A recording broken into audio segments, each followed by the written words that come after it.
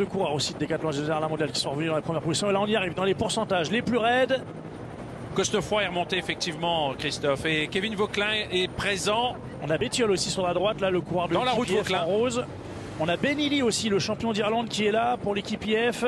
Et si Alex Kirch s'est relevé, eh bien, il y a encore un équipier pour emmener Mats Pedersen.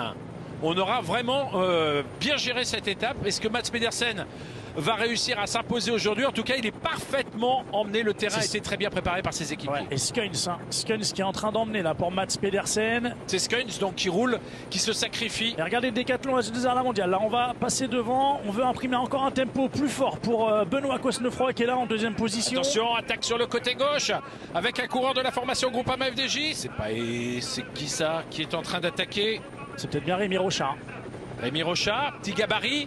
Oui, c'est Rémi Rochat, effectivement, qui est en train d'attaquer. Attention, il ne parvient pas à distancer Mats Pedersen. J'ai l'impression, Mats Pedersen qui a réussi à prendre la roue. Attention, c'est long encore, hein, 175 mètres. On a Axel Laurence Axel aussi, Laurence qui sur la attaque gauche. maintenant. Oh, c'est tôt, là encore. On est à 150 mètres et Mats Pedersen prend la roue de Axel Laurence, le champion du monde espoir. Va-t-il pouvoir résister? Mats Pedersen qui va porter maintenant son effort.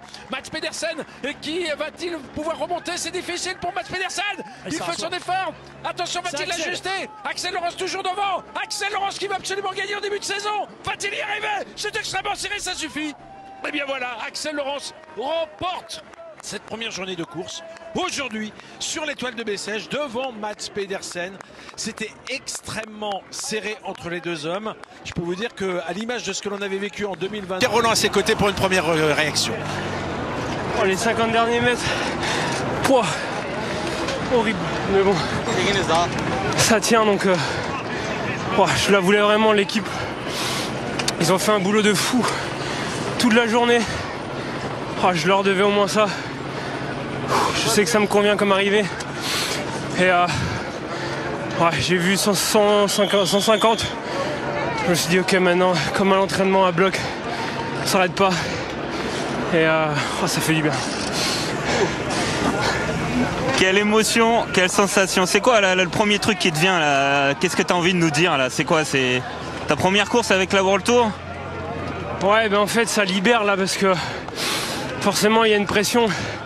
L'année dernière ça a été une belle année et, tout le monde m'attend, donc de confirmer tout de suite c'est bien. Merci, profite. Magnifique succès d'Axel Laurence. Rappelons qu'avant de rejoindre cette équipe Alpecin, l'équipe réserve l'année dernière, il faisait partie de l'équipe BNB Hotel KTM. Il avait été l'équipier d'ailleurs de Pierre Roland et je parlais d'un programme incroyable qu'on lui